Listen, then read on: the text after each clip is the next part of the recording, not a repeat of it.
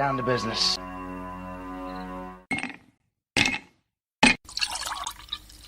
That's the nectar of the gods, baby.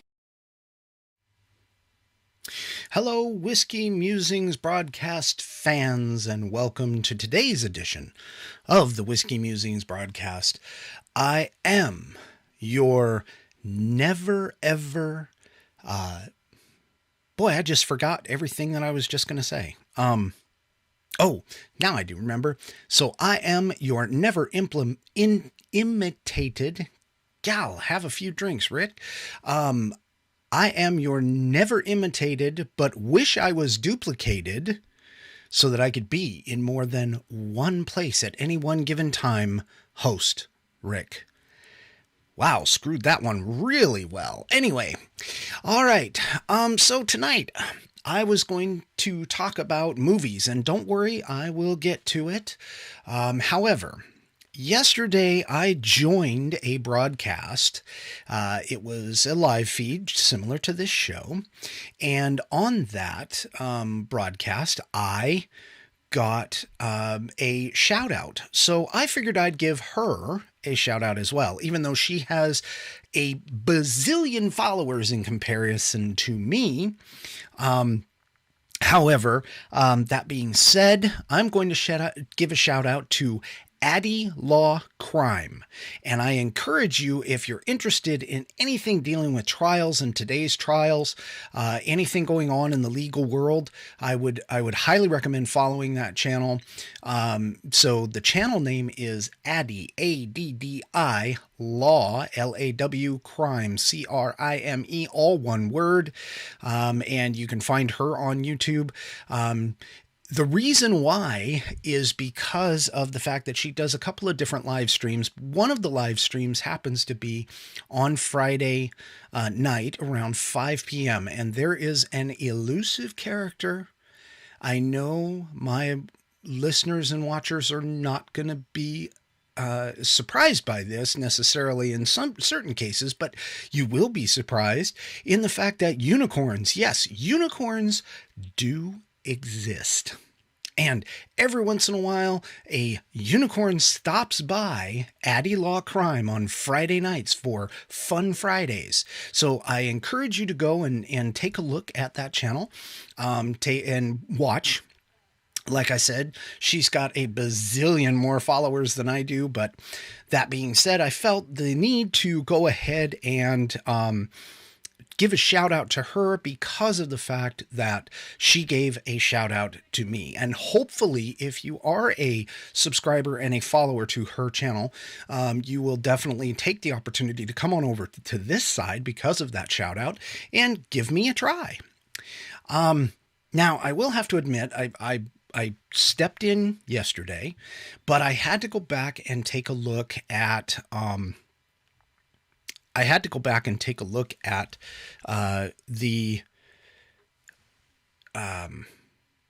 sorry, I just saw in the chat that I guess I sound weird. That's interesting. I wonder why. Anyway, any further, so Kirk, anything further that you can tell me on that, Captain Kirk? Let me see. Maybe I'll just push my mic a little bit farther away so I'm not overloading everything. Maybe that helps. Anyway, so as I was saying, all right, Kirk. All right. I see. You've messed me up. Wonderful. Thank you very much for that. Anyway, so, lost my train of thought here. Addie Law Crime. Oh, I listened to the previous week's, live stream, recording, and I noticed that you guys hit some interesting topics in Addie Law Crime. So I think I'm going to have to start stopping by and throwing in my own brand of, humor, to it. So anyway, Unicorn. Find him. He shows up every once in a while. It's kind of cool. And take a look at what they do. She also runs another channel, Law Crime channel. So if you're interested in anything at all dealing with law and justice and crime and trials, I definitely encourage you to watch that channel and the other channels that she has subscribed there as well. Okay, so I've done my obligatory moment for that, and again, I thank you, Addie, for the shout out. Hopefully everybody will that was over there will see that, come over here, give me a try, give this channel a try. That would be really nice. So, and I appreciate the shout out. So I appreciate everything that was said on that particular broadcast. And so for that, I am going to get a little applause. So thank you very much. Thank you very much for that. All right, now let's move on to our topic tonight. So tonight's topic happens to be in regards to movies. And so one of the things that I wanted to do was I wanted to bring some of the movies that I have seen throughout my extensive, some odd, however many long years. And I wanted to bring them forward and bring them to the fold. Maybe just some of you have seen them, some of you haven't. Maybe some have heard about them but didn't try. But I wanted to come forward and kind of mention this and bring it up because, being a member of the pop culture, generally speaking, we tend to have movies and music, our artists generally tend to provide us with like a soundtrack or feelings or certain situations that are going on in our lives at the time. And so there's sort of like windows into the era, and in particular with these movies, a lot of them, I don't know if I can necessarily say that they influenced me in any way, but some of the things that they did contribute or have contributed to some of the things that I enjoy today. And the movies that I've picked, I mean, some of them are going to be, obviously Academy Award winners. And generally, in my sense of the term, I don't really get involved with a lot of movies that are, at the Cannes Film Festival or some of the other film festivals, and the ones that the critics go gaga over. Sometimes I can get into them, sometimes I can't. Sometimes I look at them and I wonder, why did critics pick these things? And it's not in any way, shape, or form that I am any picky, because really, realistically, I'm not. I mean, my general form of genre is the action films. I mean, give me anything with, Chuck Norris, Steven Seagal, anything with guns blazing, anything with massive fight scenes. I'm good to go. Okay. Sometimes I step away from that and I'll go to something that might be a little, what would be considered maybe a little out of my league. Romantic comedy now and again when the wife can influence me in a certain way to get me to go that way.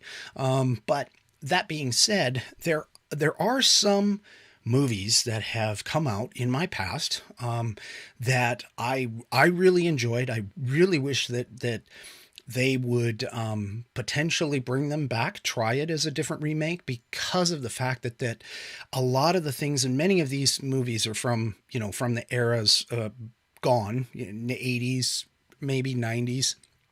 I would love to see them possibly redone with today's technology, but at the same time, I don't want them to necessarily ruin the shall we say, the story, or, different characters. Sometimes when you introduce new characters or new actors to play a certain character, it's very difficult to actually get involved with the movie or the television show. And this happens a lot in television shows, movies, not so much, but remakes are definitely a big problem.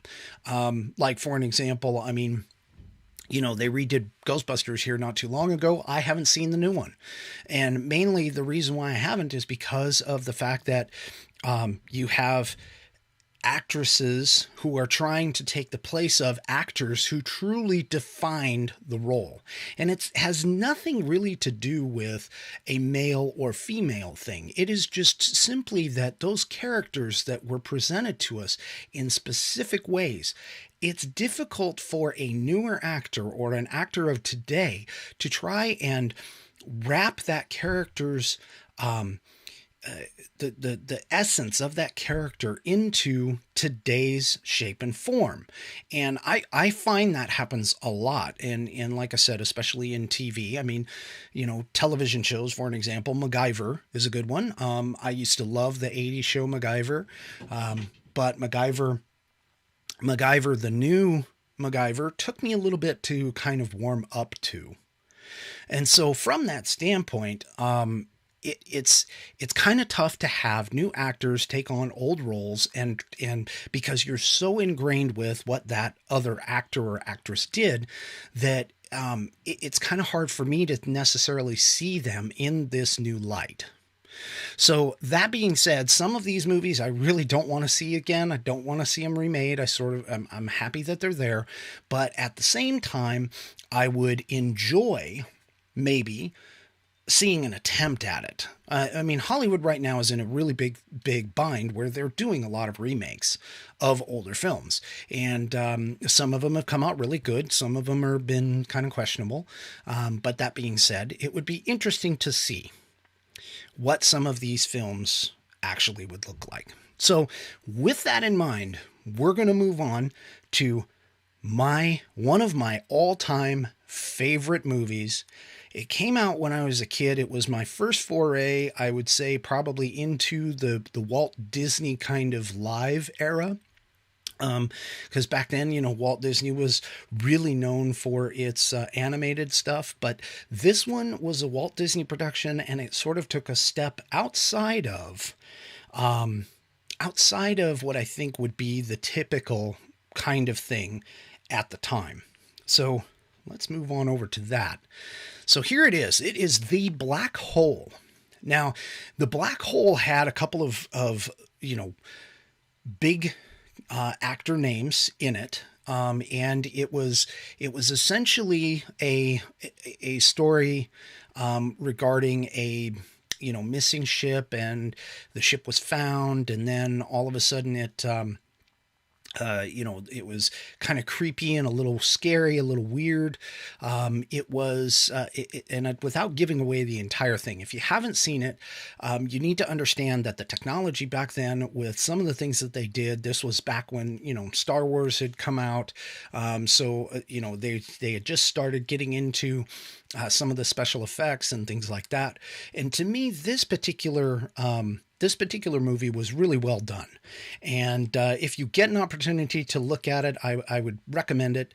I'd give it a shot, give it a try, and just see what you think. There are a couple of cheesy things, but realistically, there's some good ones in there too. There's some good lines and some good characters, and how they get built. So that'd be my first shot. Give that a try. If you're not into sci-fi or anything like that, I don't blame you, for maybe not even giving that a look, but hey, give it a quick shot. Okay. The next one, this got me started in the whole concept of espionage and that type of stuff. Blue Thunder. Now, the premise of the program was the movie, which actually it turned into a TV show as well.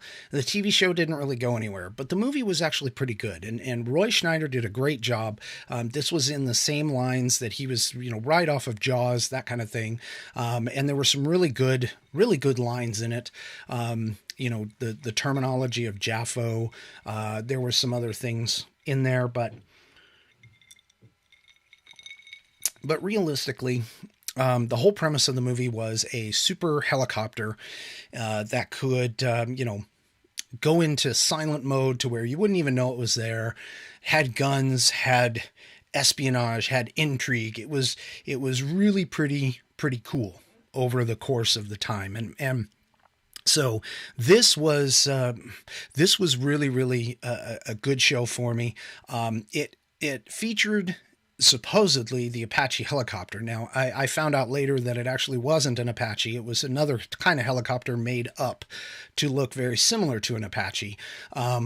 But some of the things that they talked about in the film were pretty cool. And of course, being a teenage boy or a young boy, at the time it came out. I don't remember exactly when it came out, but being there, some of the things they did in the movie was pretty cool.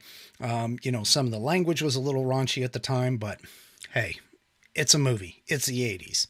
What are you going to say? It's got guns, it's got helicopters, it's got all kinds of stuff. So give that one a try. Blue Thunder. Now, this one, for anyone who knows me, this one's a pretty obvious choice for a couple of reasons. I mean, one, hello, Angelina Jolie. Back then, I mean, what do you got to say? Actress. Woohoo. Next thing that was really cool about this movie is, and even today, it's actually still regarded as one of those films that actually created the reference for essentially hacking films today. Hackers wasn't so much hacking as what you see it in today's day and age. It was actually more freakers. It was more back when Kevin Mitnick did the phone company thing, and was able to do, make long distance phone calls and things of that nature. So hackers, I mean, there's a lot of stuff in it that is completely fake, but with the exception of the actual times that they, use a modem to hack into a supercomputer, that kind of stuff. Other than that, Hackers really is just kind of an entertaining little thing. I'm going to tell you, it's got a lot of, the costumes or the stuff that they wear was typical, 80s, whatever. Anyway, so Hackers. Considering that I work in IT, Hackers is going to be an obvious one. It's going to be one that I'm definitely going to be obviously interested in.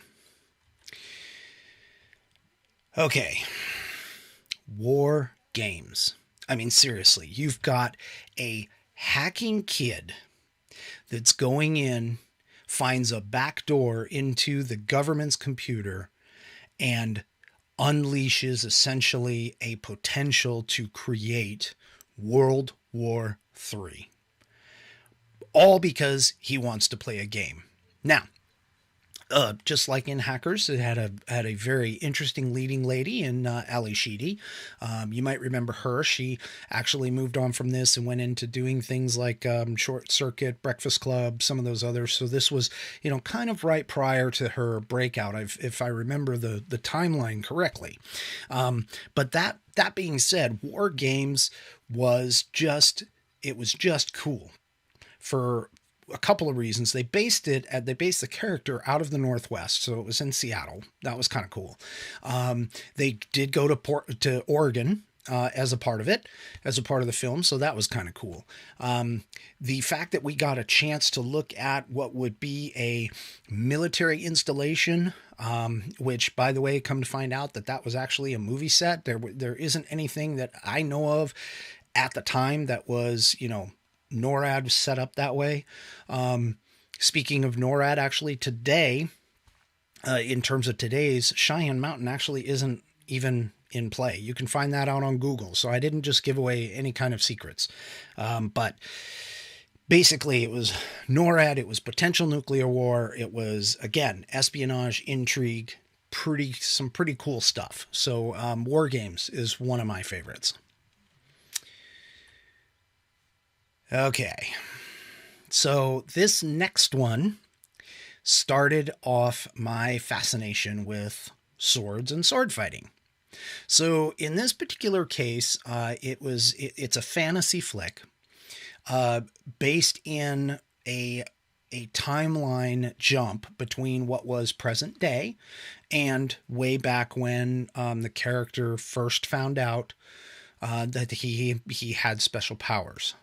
Now, the fun thing about this one obviously had to deal with the sword fighting. The sword fighting was just it was I think epic at the time. It was really good. It introduced me to the katana, which it's a Japanese sword, but the whole concept was the katana, sort of the way that they told the story. The katana was king. It was like the king of the swords, and so it really got me interested in the katana to the point where I've always wanted a katana. I honestly, I've always wanted one, but I've never pulled the trigger to buy one.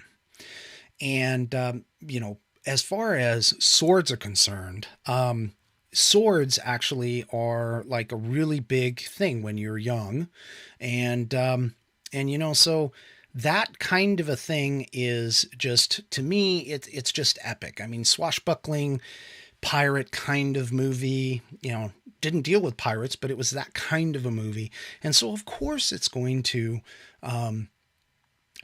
intrigue a young mind. Now, the problem that I have with this particular series, and believe me, I like the entire series. I liked the secondary movie. I liked the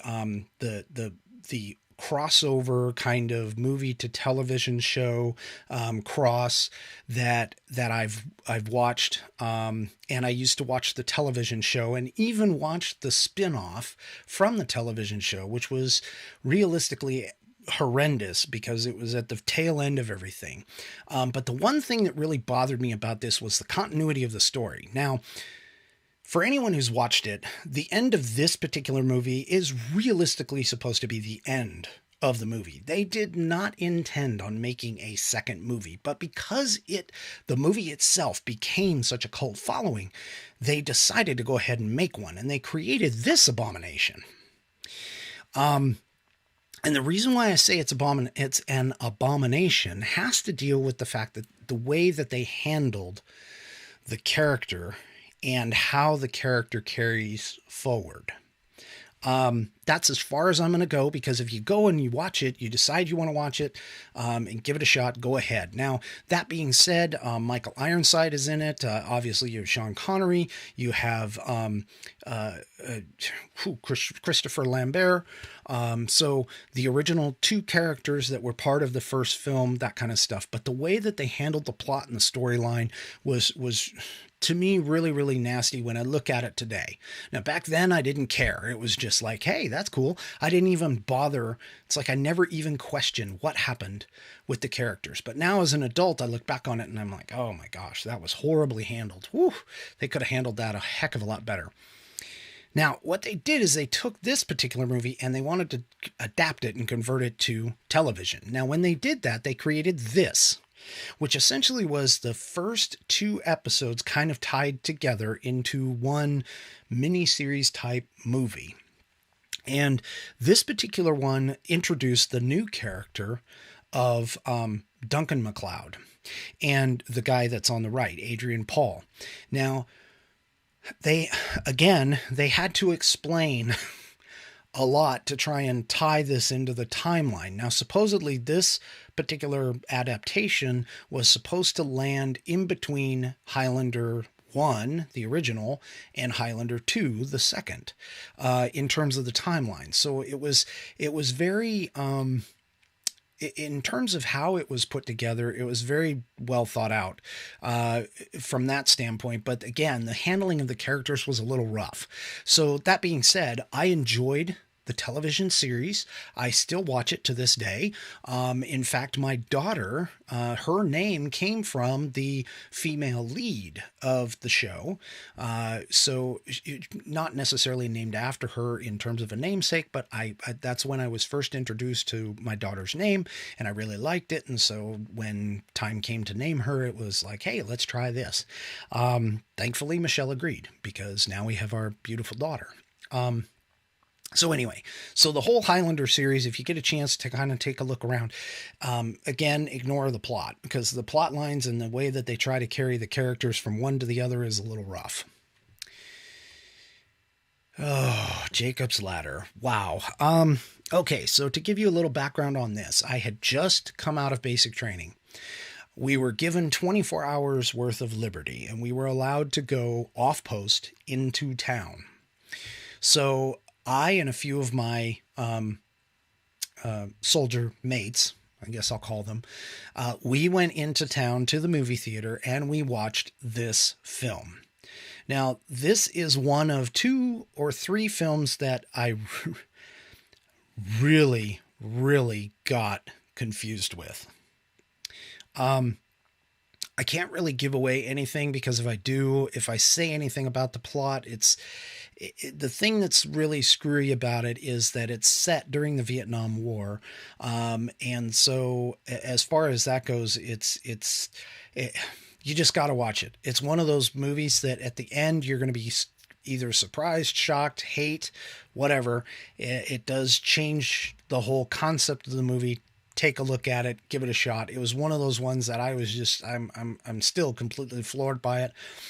If I could find it, I would love to watch it again. There have been adaptations, apparently others, when I was looking for the, for this photo, for this image, there have been, remakes of this, and I wasn't aware of it. So I may have to find it and try and see if that's what I can remember from the show or from the original movie. But this one was a mind blower. It really was. And especially just coming out of, basic training kind of, made things really weird, because some of the war scenes were a little graphic, but for the time anyway. And, but anyway, it kind of threw things off for me. So, but give it a shot.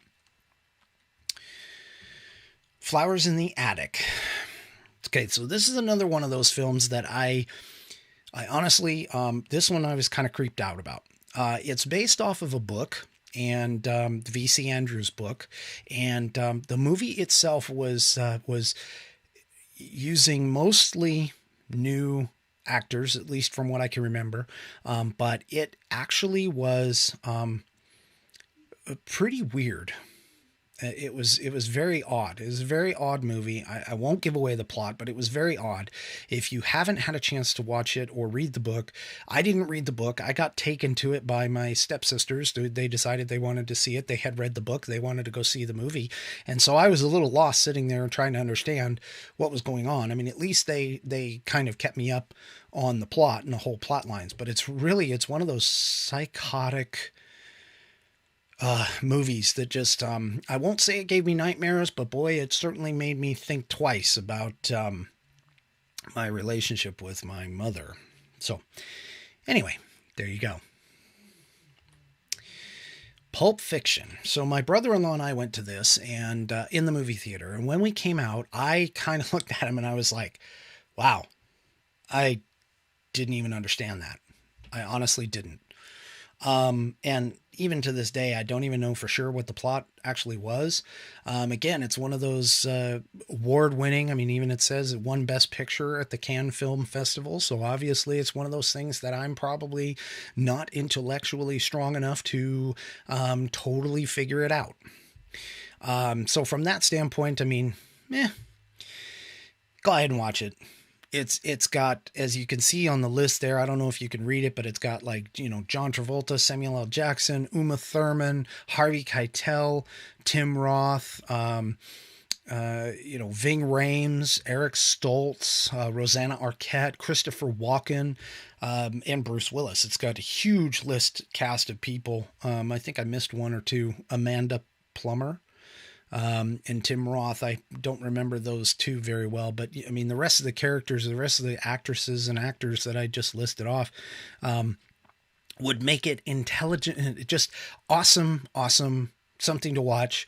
Maybe I'll watch it again. I'll try and find it and see if I can watch it again, maybe go into it with a little bit more of an open mind. But it was one of those ones where I walked out of the movie theater and went, I just watched this for, an hour and a half, 2 hours. It's kind of weird. Anyway, it probably maybe makes sense to me a little bit, being a little older. I know it did to my brother-in-law, and he tried to explain it to me. I was younger at the time, and I just didn't get it. So there you go. But it's definitely one that kind of affected me from that sense of the term. All right. Dead Poets Society. Now we all know Robin Williams as being the comedian. And we also know today that he did have a struggle and a dark side to him, which ultimately caused him to do what he did and pass on this world. But Dead Poet Society to me was more so than just a story of young men coming of age. In my sense, and where I'm actually looking at, and the part that I enjoyed about it was these young men who were learning about becoming men in a sense that conformity was the norm. And yet here this teacher comes and inspires them to aspire to be something more than just themselves. And the cast of characters, the way that things come about, there are some dark scenes, there are some dark stuff in there, but that being said, it's an epic journey, and it's really fun to watch them as they're learning to become who they are. And the part actually that really got me, of course, was one of the most famous lines was "Carpe diem," seize the day, and essentially live every day to the fullest is essentially the way that I took it from that. So from that perspective, give that one a shot. It's one of those that I would have to say, out of all of these films, this probably was one that affected me internally, to be able to try and live a little more dangerously, at least at the time.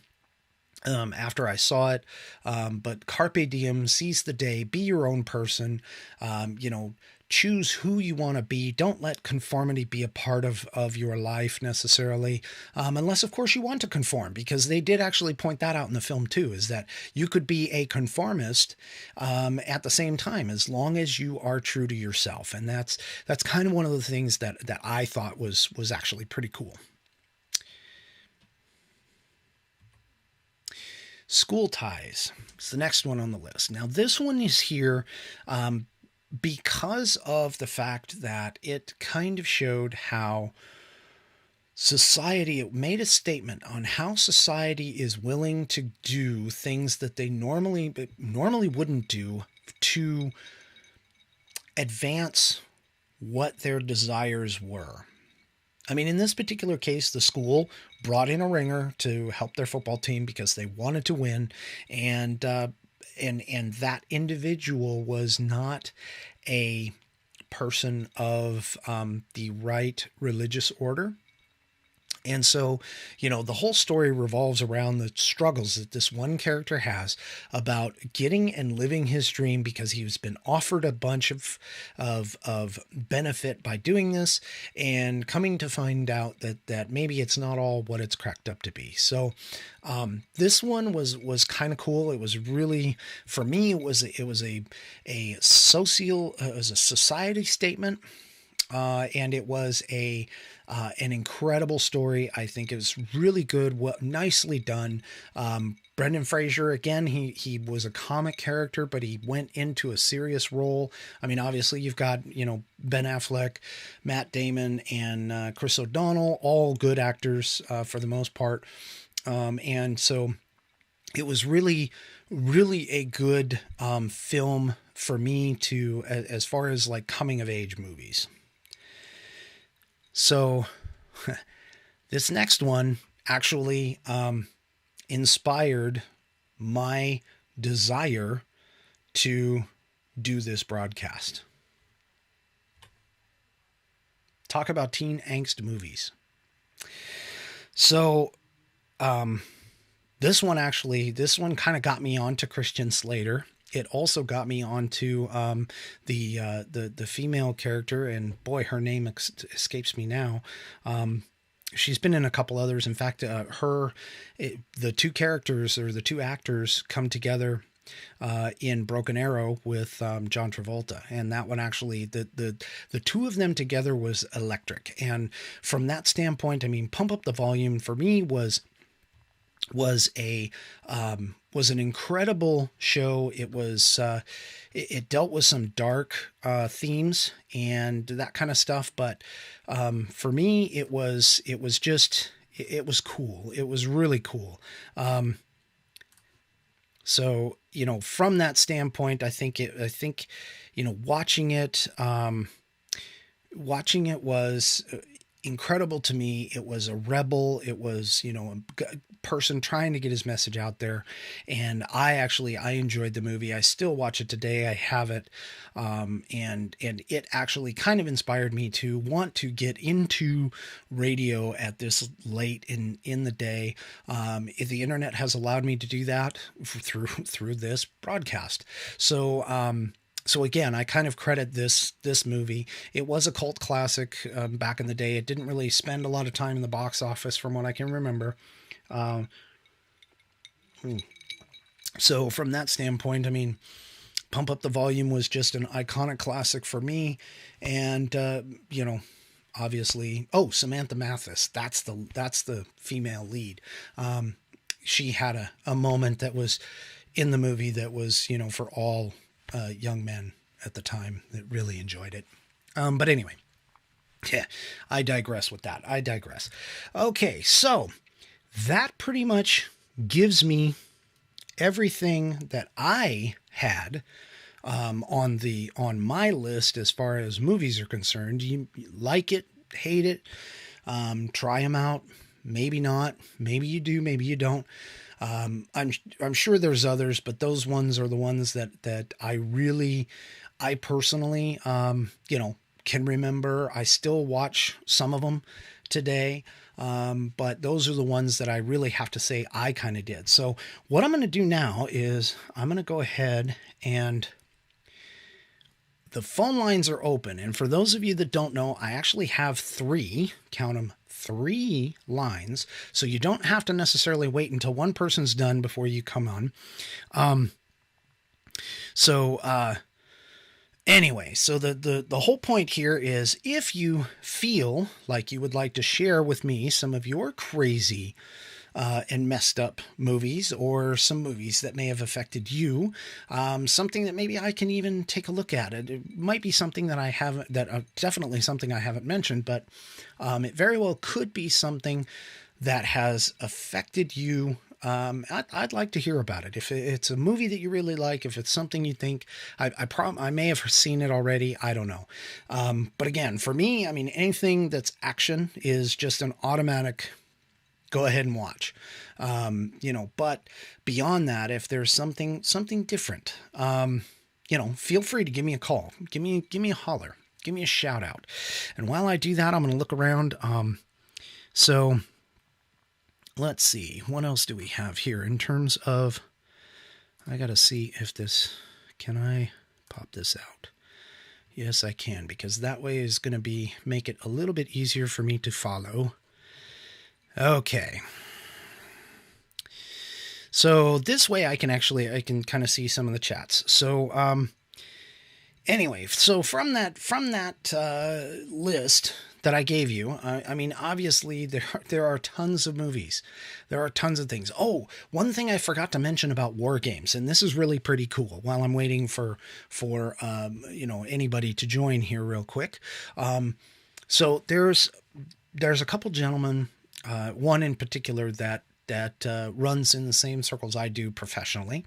And he actually did a really cool thing. He bought a missile silo, a Titan missile silo in Arkansas, and he's turned it into a like a hotel place, you know, for somebody who wants a unique experience. I'm going to go ahead and give him a shout out. To look up Titan Ranch. It's on Google. If I can, I'll try and find the link and maybe throw it into, sorry, got an itch. Link and maybe throw it in the description of this video once it goes and uploads after the live stream. But Titan Ranch, it's really cool. It's an old missile silo. He's reconverted it. He does corporate gigs there. And he's got all kinds of different like activities that you can do. Like, for an example, driving backhoes, driving things, that you wouldn't normally get to drive, doing different things, maybe, you know, blowing things up, shooting stuff. I mean, it is Arkansas.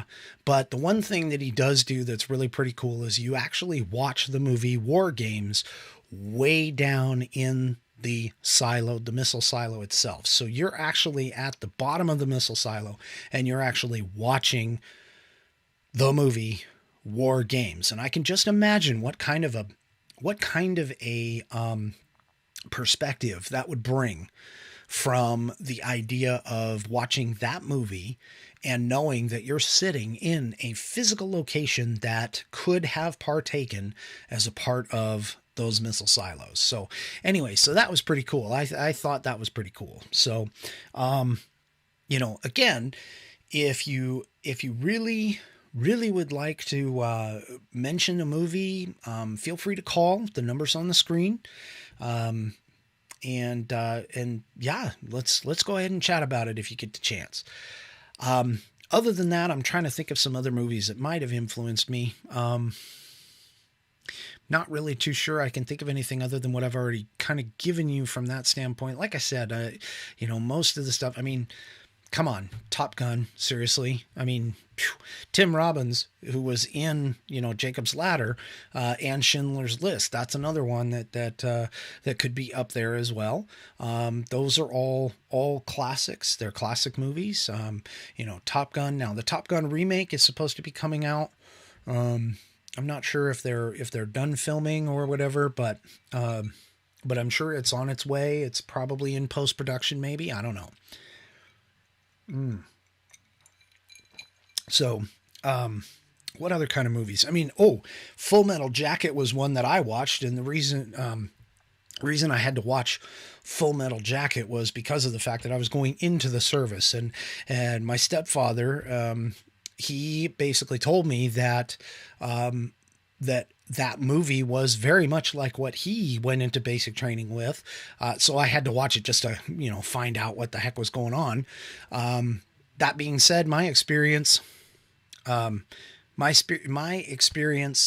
from the point of the movie was something completely different, because obviously the rules were completely different. I mean, other than the fact that it's Marines versus Army, but just even the number of years between when it went in and that kind of stuff. But knowing the stories that I've been told about the old days, and the old basic training days and that kind of stuff.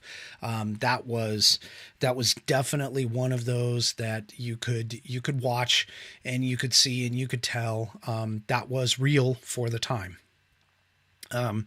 So that's another one. I'm Full Metal Jacket. Now, Vincent D'Onofrio, hey, there's another actor, who is actually really, really good at his lines. I mean, he moved into Men in Black and he's done other characters. I've seen him on TV, a few times. So he's another one, that was in Full Metal Jacket. It was very good.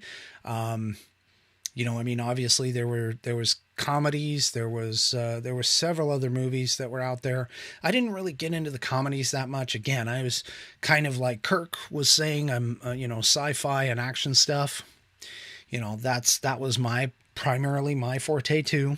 Being a young male, that was the cool part. But that being said, so anyway, so, from that standpoint, it was 80s movies, 90s movies, just kind of a full type of thing. So anyway, so let's see, it looks like I have a caller here. So let me go ahead and bring this caller onto the line. And caller, can you hear me? Oh, yes. There we go. Yes. Excellent. And how are you tonight, Captain Kirk? I am super. Yeah. Okay. So tell me, just none of the movies, obviously, I'm sure you watched some of them, but give me a movie that you think has, either scared you, got you off balance, whatever. Go for it. I don't know. I'm just trying to fill airtime. Oh, you're trying to fill airtime. Okay.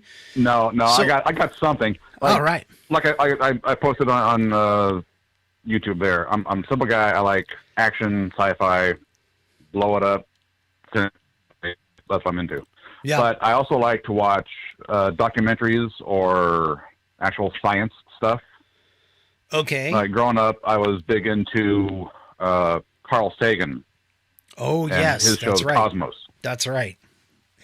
And then recently, Neil deGrasse Tyson did the remake of Ooh. Cosmos, which is also awesome. Okay. But that's the kind of thing I'm into.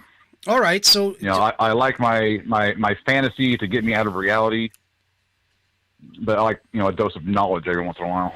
yeah. So now, do you remember? I mean, I know this is kind of moving away from the movie aspect of it, but do you remember the science show that was hosted by Leonard Nimoy? God, I can't think of the name of it. Yes.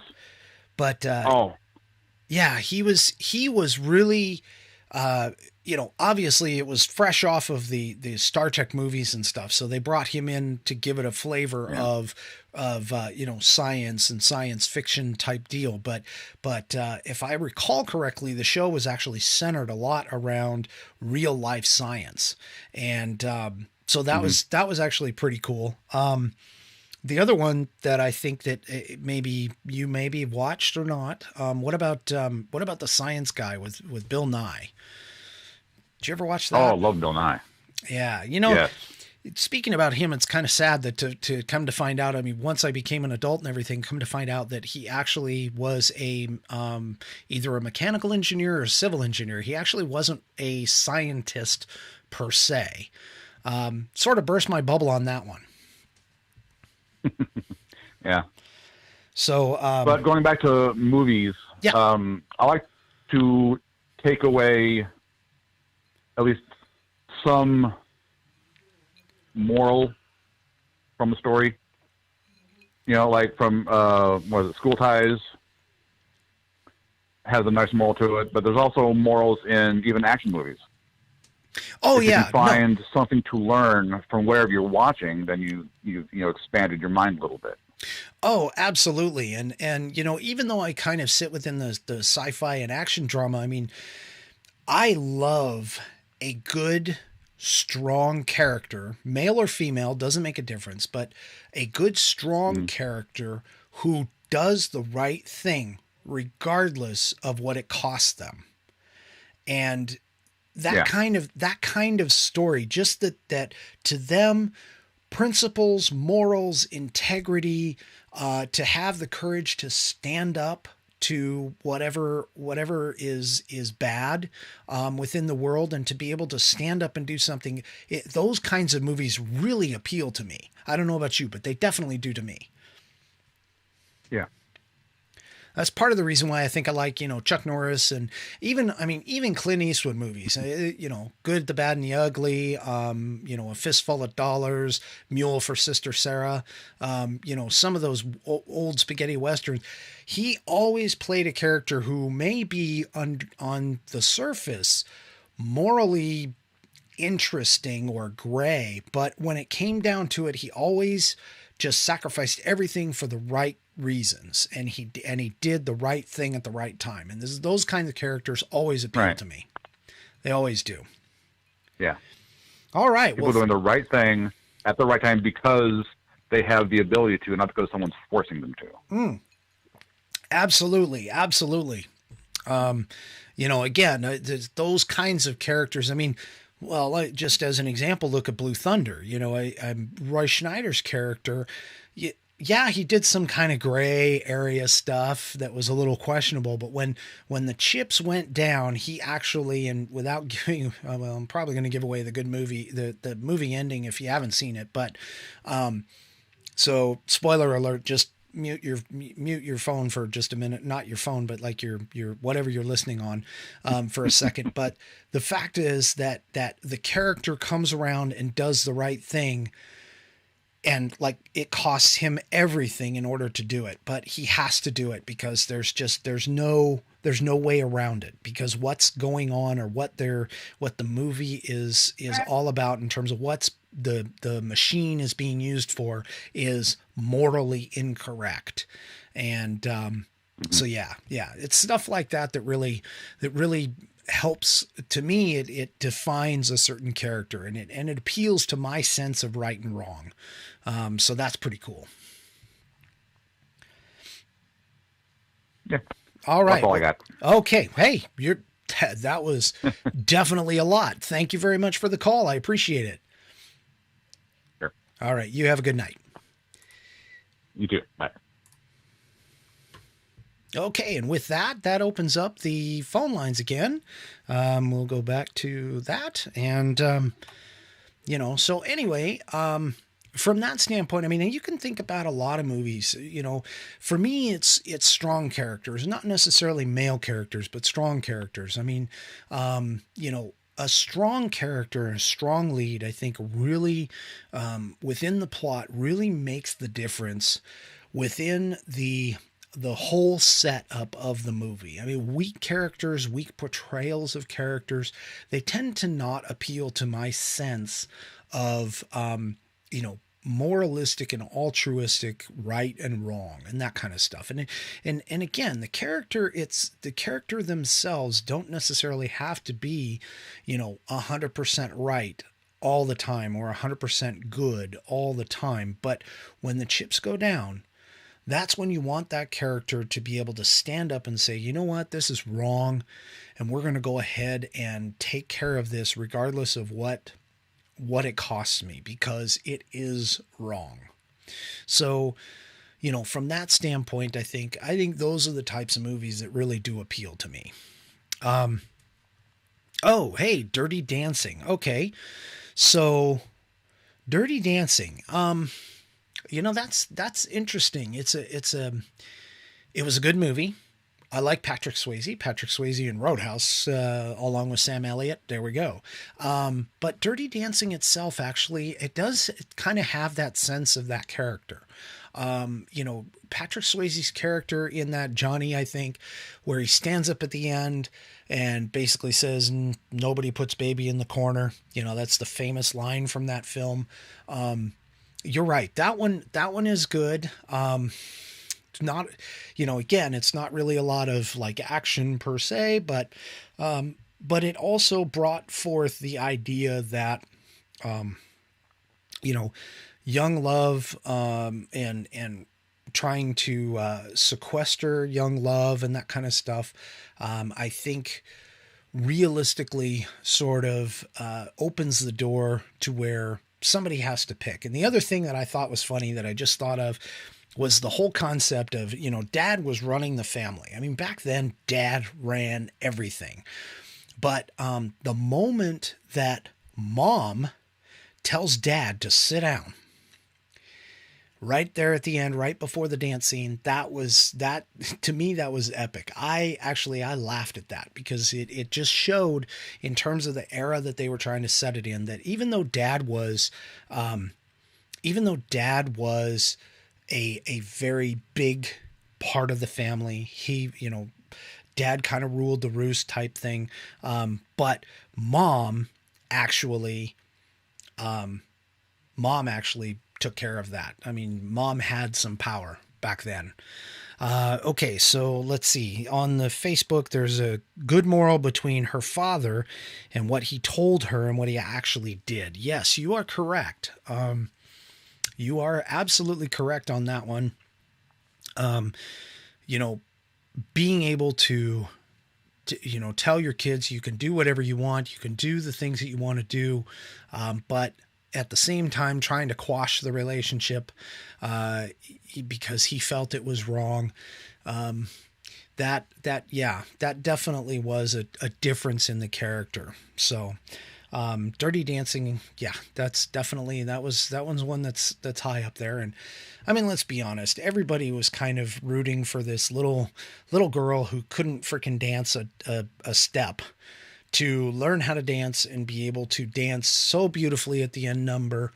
I think, that was pretty cool. And that's another one of those coming of age movies, that I think a lot of people like. It's definitely one of the classics. It's up there for sure. Wow. Okay.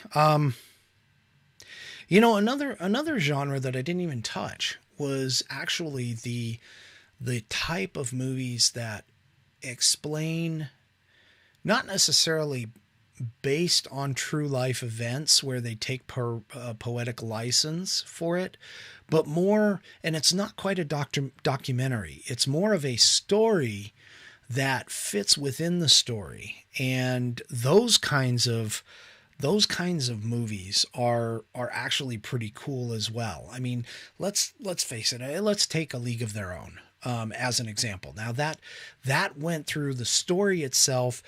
I mean, even though the main character and some of the characters in it were real characters, the whole plot of the movie was in regards to the female baseball team after the boys had gone off to war, and so that and all of the trials and tribulations that go along with it, and to be able to portray that that time frame and understanding that, you know, when the men went off to war, the women had to take over and do the things that the men couldn't, including entertainment. I mean, we often think of like Rosie the Riveter, where the women had to go and take over the jobs in the factories and those kinds of things because the men were off at war. But we neglected to understand that there's also an element of it from the entertainment side to keep people happy.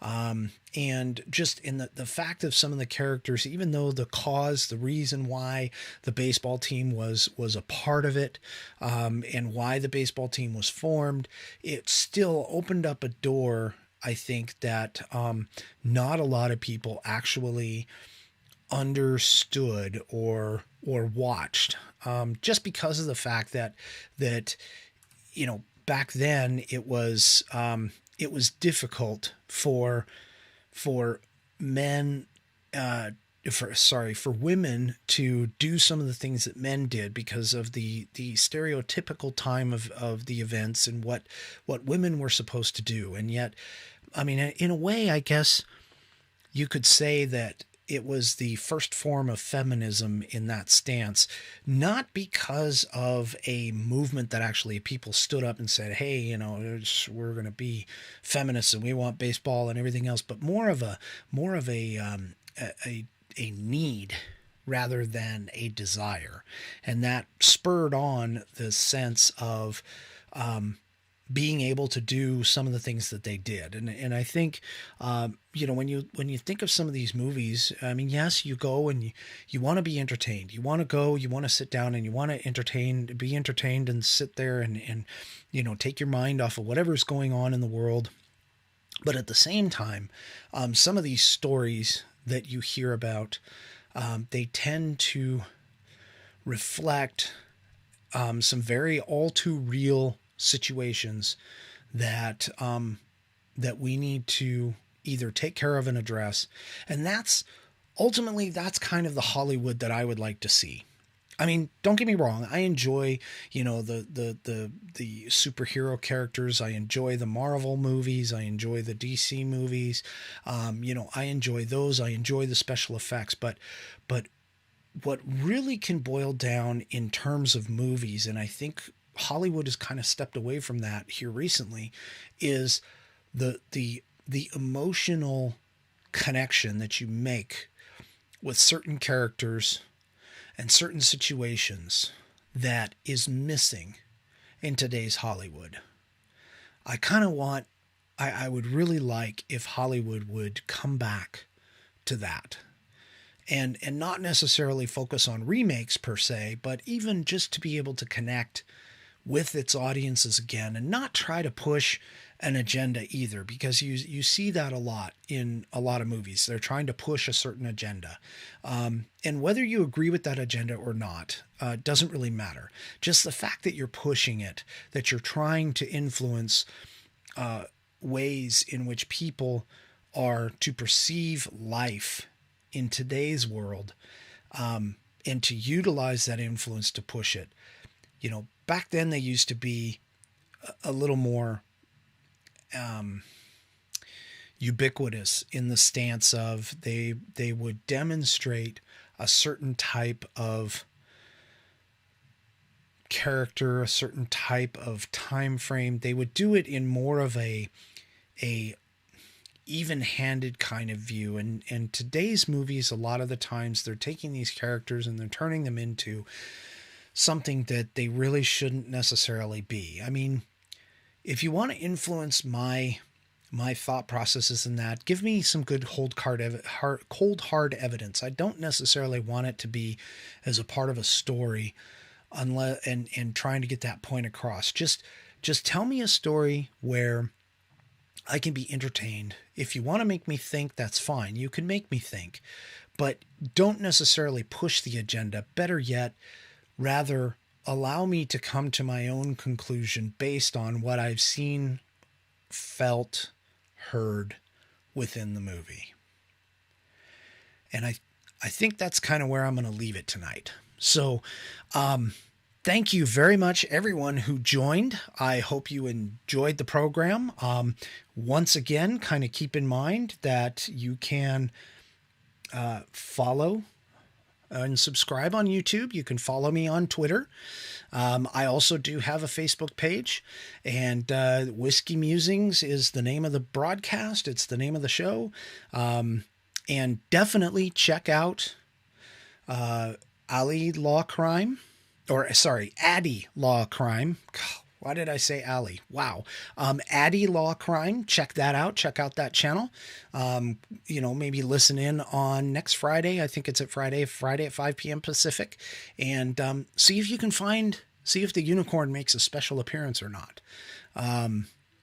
I'm probably going to try and check it out. I know that's like right at the tail end of my workday. So, jumping in right away might not be a big thing, be a big capability of mine, but I'm going to give it a try only because I want to add a little spice of my humor into that stream.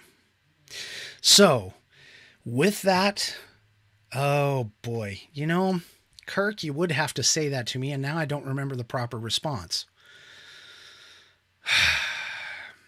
Well, the only thing I can remember is what I turned it into. So you say, live long and prosper. Here you go. I say, live short and furious, baby. We'll have a good night and enjoy the rest of your weekend, and we'll see you next time on the Whiskey Musings broadcast. Good night.